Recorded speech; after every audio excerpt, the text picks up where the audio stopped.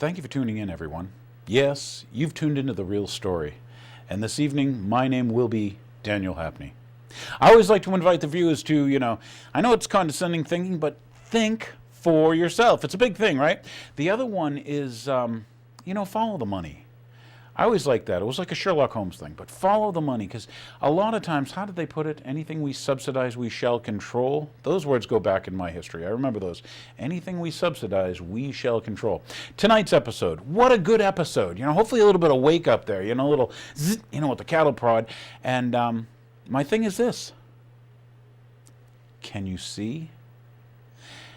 Have they put the blinders on you? Have they taught you to block things out? Kind of like, sometimes spouses block out the sound of the other spouse. Or after nagging and na, you don't hear it anymore. I think of Charlie Brown with the kids in school. Wah, wah. All the adults, anyway.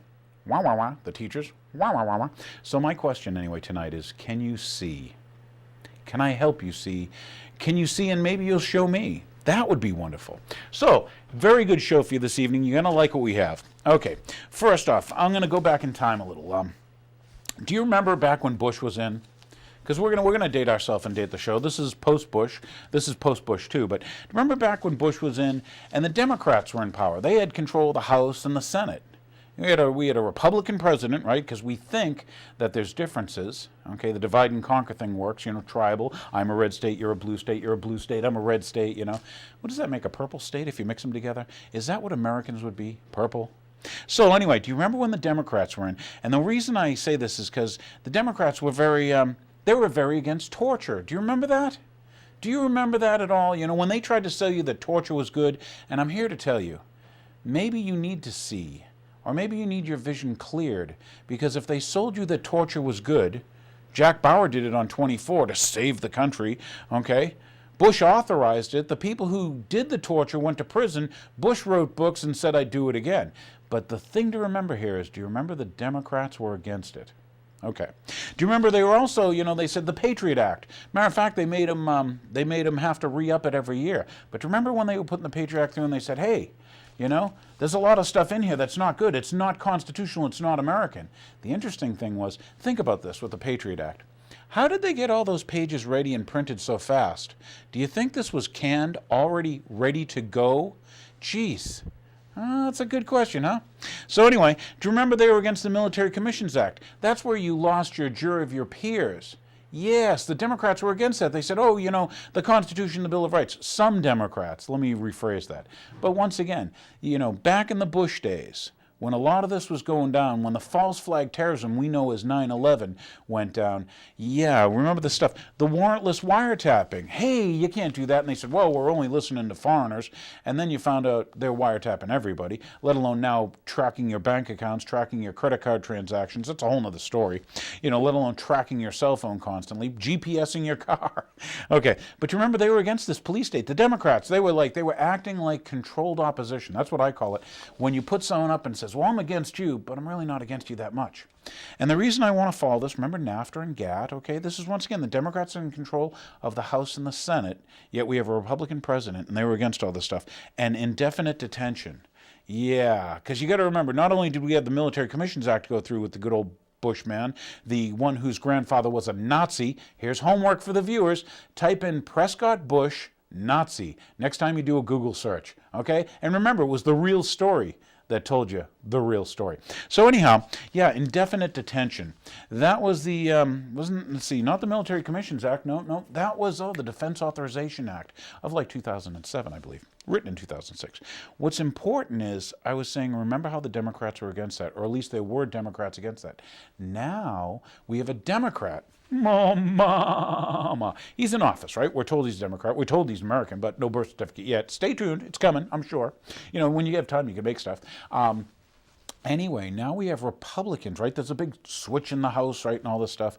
But what's interesting is we have a Democrat in office. And all the Democrats are for torture now. They're for the wireless wiretapping.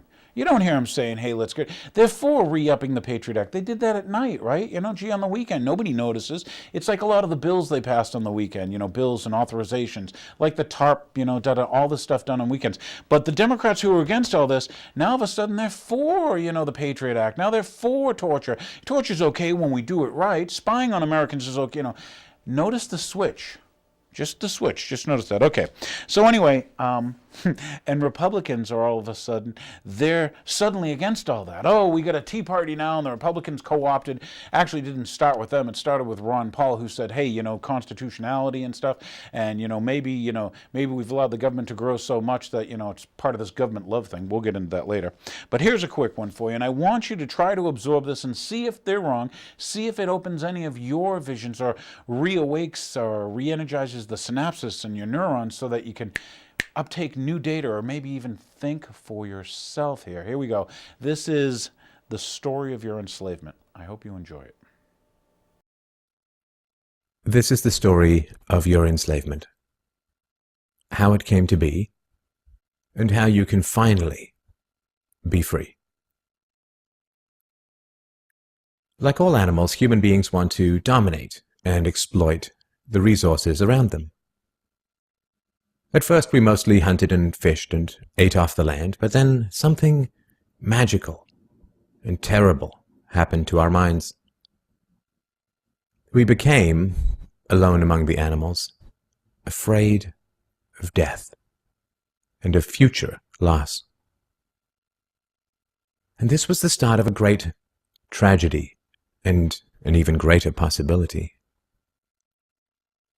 You see, when we become afraid of death, of injury and imprisonment, we become controllable and so valuable in a way that no other resource could ever be. The greatest resource for any human being to control is not natural resources or tools or animals or land, but other human beings. You can frighten an animal because animals are afraid of pain in the moment, but you cannot frighten an animal with a loss of liberty, with torture or imprisonment in the future, because animals have very little sense of tomorrow. You cannot threaten a cow with torture or a sheep with death. You cannot swing a sword at a tree and scream at it to produce more fruit, or hold a burning torch to a field and demand more wheat. You cannot get more eggs by threatening a hen, but you can get a man to give you his eggs by threatening him. This human farming has been the most profitable and destructive occupation throughout history, and it is now reaching its destructive climax. Human society cannot be rationally understood until it is seen for what it is: a series of farms where human farmers own human livestock. Some people get confused because governments provide healthcare and water and education and roads, and thus imagine that there is some benevolence at work. Nothing could be further from the reality. Farmers provide healthcare and irrigation and training to their livestock. Some people get confused because we are allowed certain liberties and thus imagine that our governments protect our freedoms. But farmers plant their crops a certain distance apart to increase their yields, and will allow certain animals larger stalls or fields if it means they will produce more meat and milk. In your country, your tax farm, your farmer grants you certain freedoms, not because he cares about your liberties, but because he wants to increase his profits. Are you beginning to see the nature of the cage you were born into? There have been 4 major phases of human farming. The first phase in ancient Egypt was direct and brutal human compulsion. Human bodies were controlled, but the creative productivity of the human mind remained beyond the reach of the whip and the brand and the shackles. Slaves remained woefully underproductive and required enormous resources to control. The second phase was the Roman model, wherein slaves were granted some capacity for freedom, ingenuity, and creativity, which raised their productivity. This increased the wealth of Rome, and thus the tax income of the Roman government, and with this additional wealth Rome became an empire, destroying the economic freedoms that fed its power, and collapsed. I'm sure that this does not seem entirely unfamiliar. After the collapse of Rome, the feudal model introduced the concept of livestock ownership and taxation. Instead of being directly owned, peasants farmed land that they could retain as long as they paid off the local warlords. This model eventually broke down due to the continual subdivision of productive land and was destroyed during the enclosure movement when land was consolidated and hundreds of thousands of peasants were kicked off their ancestral lands because new farming techniques made larger farms more productive with fewer people. The increased productivity of the later Middle Ages created the excess food required for the expansion of towns and cities, which in turn gave rise to the modern democratic model of human ownership. As displaced peasants flooded into the cities, a huge stock of cheap human capital became available to the rising industrialists. And the ruling class of human farmers quickly realized that they could make more money by letting their livestock choose their own occupations. Under the democratic model, direct slave ownership has been replaced by the mafia model. The mafia rarely owns businesses directly, but rather sends thugs around once a month to steal from the business owners.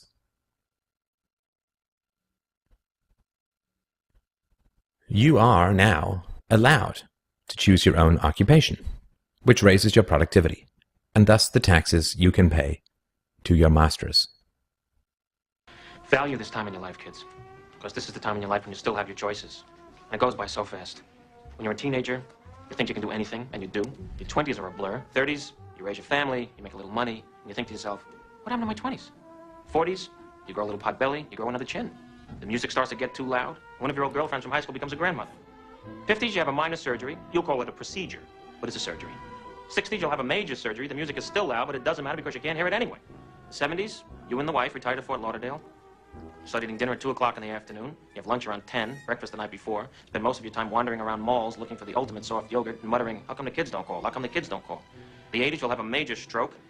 You end up battling with some Jamaican nurse who your wife can't stand, but who you call mama. Any questions? Your few freedoms are preserved because they are profitable to your owners. The great challenge of the democratic model is that increases in wealth and freedom threaten the farmers. The ruling classes initially profit from a relatively free market in capital and labor, but as their livestock become more used to their freedoms and growing wealth, they begin to question why they need rulers at all. Well, nobody ever said that human farming was easy. Keeping the taxed livestock securely in the compounds of the ruling classes is a three-phase process. The first is to indoctrinate the young through government, quote, education. As the wealth of democratic countries grew, government schools were universally inflicted in order to control the thoughts and souls of the livestock. The second phase is to turn citizens against each other through the creation of dependent livestock. It is very difficult to rule human beings directly through force, and where it can be achieved, it remains cripplingly underproductive, as can be seen in North Korea. Human beings do not breed well or produce efficiently in direct captivity.